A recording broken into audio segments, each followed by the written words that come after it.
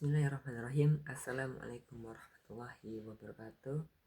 Perkenalkan, nama saya Muhammad Arya Nugrah dari Prodi Komunikasi dan Penyiaran Islam. Di sini saya akan membahas satu tema tentang mata kuliah teori-teori komunikasi. Saya akan membahas teori yaitu EVT, Expectation Violation Theory. Apa aja yang dimaksud ekspektasi violation, kita akan bahas pada video kali ini. Kita ke ekspektasi dulu. Kita artikan ekspektasi itu prediksi tentang bagaimana orang berperilaku terbentuk, yaitu dari norma, budaya, dan pengalaman. Jadi ekspektasi ataupun prasangka seseorang itu yang disebut dengan ekspektasi. Violation yaitu perilaku yang tidak sesuai dengan harapan. Violation itu perilakunya yang tidak sesuai harapan apa yang diinginkan si pelaku. Nah, di sini ada tambahan yaitu violation value, yaitu penilaian apakah pelanggaran bernilai positif atau negatif. Jadi EVT itu bisa berdampak positif ataupun negatif. Nah, jadi teori ini membahas tentang antara interaksi dua individu ataupun interpersonal, yang dimana kedua individu tersebut berkomunikasi, yang dimana salah satu mengharapkan sesuatu dari seseorang ataupun lawan bicaranya. Akan tapi jika tidak sesuai apa yang dia harapkan, maka inilah yang dinamakan teori pelanggaran harapan ataupun EVT. Secara dasar manusia itu makhluk sosial, yang dimana perilaku terbentuk dari norma, budaya, sosial. Makanya di Indonesia itu norma itu salah satu bentuk dari hukum yang tidak tertulis, yang dimana norma di antara masyarakat sini dengan sana itu berbeda.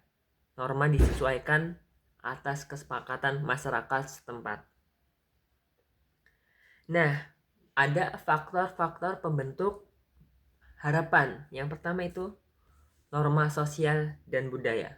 Jadi norma sosial dan budaya itu salah satu pembentuk dari harapan. Terus pengalaman masa lalu. Nah, jadi masa lalu seorang ataupun individu itu bisa mempengaruhi harapan. Misalnya, dulu pas waktu kecil diajari dengan keras oleh orang tua, maka ketika sudah dewasa nada dia akan keras, ketika berbicara akan keras. Maka ketika orang lain menilai orang ini sifatnya keras, padahal emang seperti itu dari watak, yaitu pengalaman masa lalu. Jadi orang lain beranggapan orang ini tuh gak keras kepala, akan tetapi dari segi masa lalunya banyak mengalami pendidikan yang keras sehingga dia berwatak keras. Nah, terus yang selanjutnya konteks situasi, yaitu formal dan informal. Jadi konteks situasi itu bisa formal ataupun informal. Nah, terus ada jenis hubungan interpersonal. Jenis hubungan interpersonal itu ada antar keluarga, teman, sahabat, pasangan, rekan kerja. Itu bisa di dalamnya mempengaruhi dari teori EVT ini. Nah, selanjutnya kita lanjut ke pelanggarannya. Bentuk verbal dan non verbal, yaitu jarak nada, respon tak terduga. Jadi kita ketika menilai seseorang itu biasanya kita lihat juga salah satunya dari nada bicaranya. Kita bisa menilai seseorang itu lembut, keras, itu dari suara ketika berkomunikasi, ketika berbicara. Kalau orangnya lembut maka suaranya akan lembut. Ketika orang keras suaranya keras dan pakai kata-kata yang biasanya bisa membuat hati kita sakit kalau orangnya terlalu baperan. Nah, jadi FVT juga di era sekarang itu masih bisa mempengaruhi, yaitu di era modern. FVT itu diperluas lagi, yaitu mencakupnya sekarang di media sosial. Jadi di media sosial juga bisa terkena, yaitu FVT ataupun pelanggaran harapan. Kita misalnya sebuah content creator memposting sebuah video yang dimana audiens itu mengharapkan videonya itu hal-hal yang positif, akan tapi videonya itu melanggar suatu harapan dari si audiensnya. Jadi bisa termasuk dalam teori EVT. Jadi kesimpulannya teman-teman, EVT itu membantu menjelaskan bagaimana interpretasi pelanggar mempengaruhi respon dan kualitas hubungan interpersonal. Jadi EVT itu teori yang dimana kita harus bijak dalam